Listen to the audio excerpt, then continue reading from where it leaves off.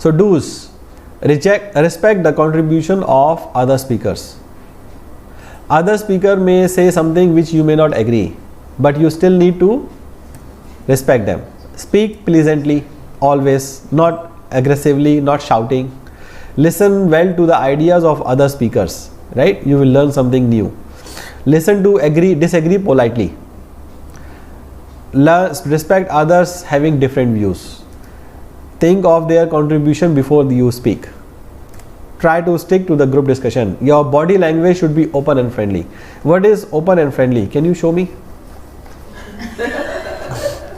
Open and friendly body language. What is closed body language? What is the closed one? Yeah. No. Yes. Correct. Open.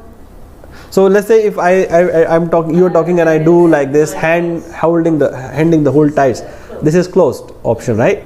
And if I'm saying like this, then it means you are open, right? Putting the hands behind means you are protecting yourself. Yes. Okay, you are protecting your ass. That is also not the appropriate body language. People will think you are protecting yourself. So open body language is open the hands in front like this. So it's open, nothing hidden. So when I show both of my hands like this, or both of my, what do you call this? Palms, right? Both of my palms means I am open. I don't have anything to hide. Right? Yeah, close means fist means I have something to hide. Or if I point the finger means I am aggressive. So pointing fingers is very impolite. But showing the palm means polite, right? So we are open for discussion. So there are some body language which you need to learn. It's not a part of my class, so I will not discuss that. Okay? Yeah. Don't point. Acknowledge with anything interesting. So you need to agree or acknowledge. At least acknowledge whatever is interesting. Start with the topic. If discussion does waver, bring it back to topic by saying that's interesting point. Let's come back to the topic. But you need to tell them in polite way. You need to acknowledge that, okay, yes, what you are saying is right. It's interesting. But let us come to the agenda. Right? What you not need to do. Don't take offense if the person disagree with you. Don't ridicule the other person that you are saying you are wrong, you are stupid, that's ridiculous. Never happened in the whole life of our organization, right? You are getting aggressive. That is something not okay. Don't try to intimidate the other speaker. Same like pointing the fingers or showing the fist. That is intimidation. Or don't use loud and angry tone. Sometimes we use loud and angry tone. I just used it very recently in a group discussion. I was shouting. You shout? Yeah, sometimes. When I get excited. Don't use aggressive gestures like finger pointing, table thumping. I actually did it. How dare. So that is very impolite. And then after that I realized, oh my God, what did I do? I almost scared of the person. So don't try to dominate the discussion. It means only you are saying. Sometimes it happens to me when we are discussing something and I know I am right and I want to tell my point only.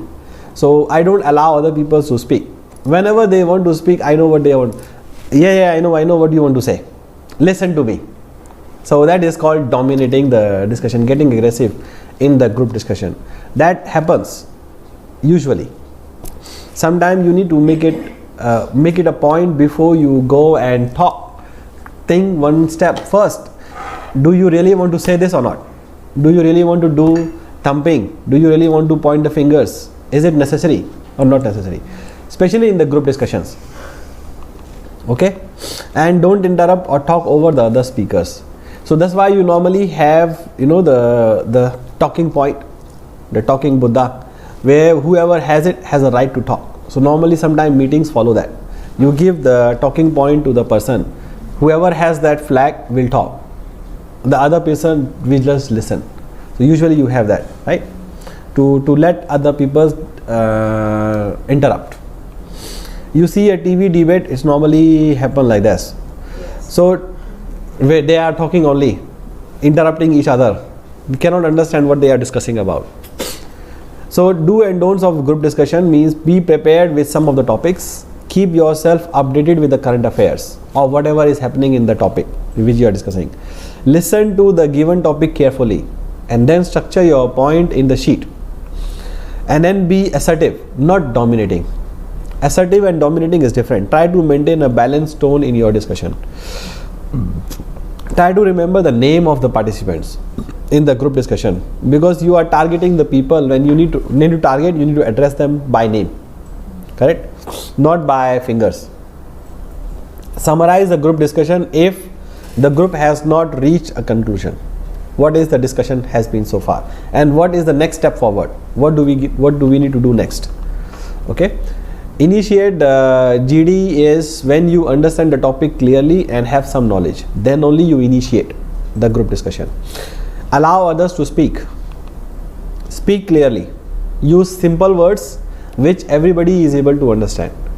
Not your lingo, which other people are not. Or mostly people sometimes use abbreviations which other people don't understand. So you don't use abbreviations in the group discussions. You need to use full words, so that because if you use abbreviations, you are making an assumption everybody understand that, but it may not be true. Some people may not understand it. And speak slowly. Positive attitude. Be confident. Don't try to dominate, but still keep positive attitude and body language. Formal dressing. Don't go in your don't go in your shorts. Okay. Some myths. You should speak more. If you speak more, you are successful. No. You should dominate the discussion. You should protect yourself in style. No. You should speak in favor of the topic. Not really always. You can make others agree to your point. You have to give chance to other people to disagree with you, right? So it's not always winning. Sometimes you may not agree. Sometimes your point of view may not